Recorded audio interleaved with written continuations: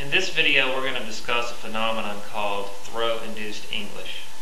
Now, if you read books or you have an instructor or watch videos about aiming a cut shot, you'll learn about throw.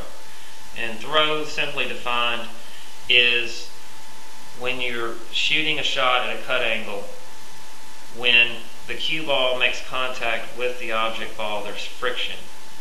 It could be said that the two balls are briefly joined and the object ball is thrown off of the original line of aim just a little bit.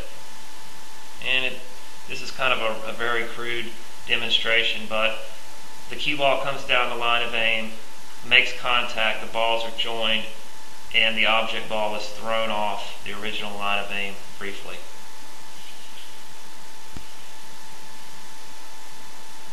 When hitting the object ball at a cut angle, not only does the cue ball throw the object ball off line, there's also a transfer of spin from the cue ball to the object ball.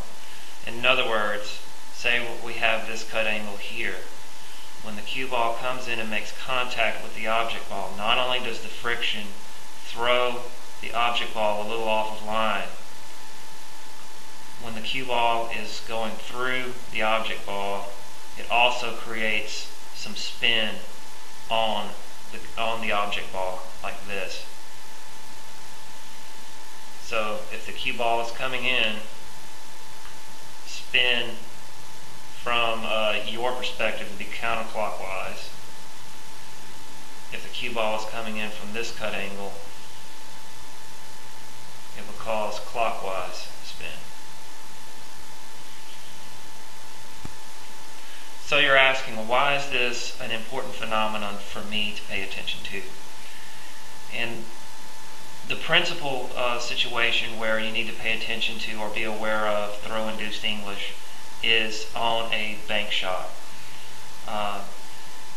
Anyone knows that's examined it closely that when an object ball or a cue ball comes straight in on the rail with no spin, it's going to rebound down the same line that it came in on.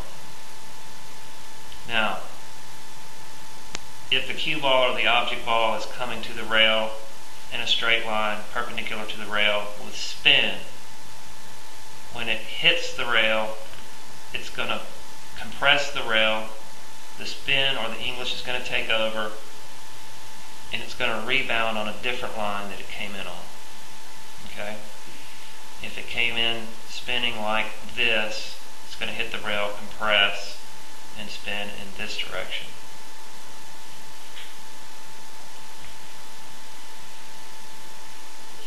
Now, when you're talking about calculating and executing a bank shot, depending on the severity of the cut angle and the speed that you're using, it can greatly affect the rebound angle on your bank shot, and that's what we're about to demonstrate here.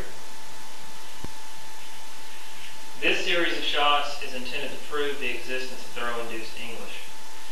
And what I'm going to do each time is have the object ball in the same place.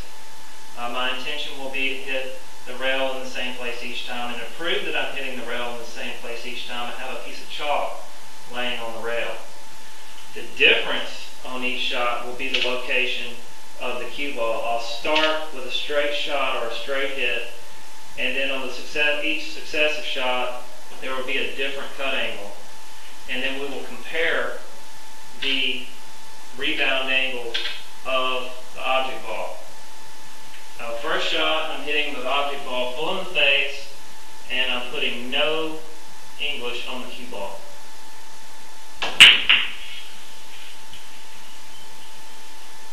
This setup, I've left a 5 here to show you where the object ball would have gone on our last shot had it not been for the double kiss. In this shot, it's going to be the same contact point, same position of the object ball, same basic hit on the cue ball. It's going to be center cue ball, except this time I have a cut angle. And notice the difference in the path of the object ball.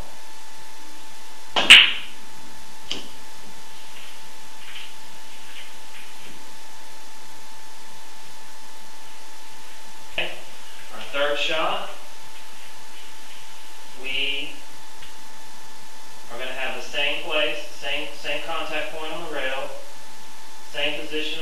ball, except now I have an opposite cut angle on the cue ball.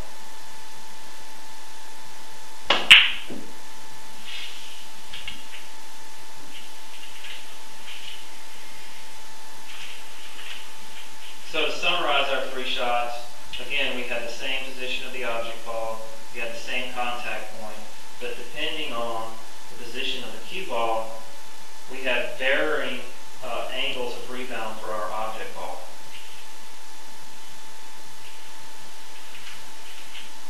Hopefully by watching this demonstration, you realize that no matter how well you understand a solid aiming system for bank shots and how accurately you can make the object ball hit a specific spot on the rail, you can still miss the bank shot because the effect of throw-induced English can drastically affect, as you've seen here, the angle of rebound of the object ball.